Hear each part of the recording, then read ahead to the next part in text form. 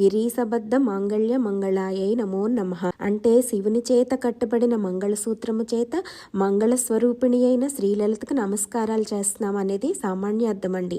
గిరిజ వల్లనే గిరీశుడిగా మారిన శివుడిచే మాంగళ్యం కట్టించుకున్న శ్రీమాత అంటే అమ్మవారు ముందే మంగళ స్వరూపిణి. మాంగళ్యం కట్టించుకున్న తర్వాత సర్వమంగళ అయ్యిందంటండి. మహామాంగళ్యవతి అయ్యింది. శివ అంటేనే మంగళకరుడు అని అర్థమండి. అటువంటి మంగళగౌరి సన్నిధికి చేరిన జీవికి అమంగళాలు అంటుకోవంటండి. అంటే జనన మరణ చక్రభ్రమణం నుంచి తప్పించుకుంటారు అని అర్థం వస్తుందండి. ఈ నామపారాయణ వలన సుమంగళిగా ఉండాలి అనుకునే వారి సౌభాగ్యం వృద్ధి చెందుతుందంటండి. వేదమాత అయిన మంగళగౌరిని జీవితాంతం ఆరాధించాలి.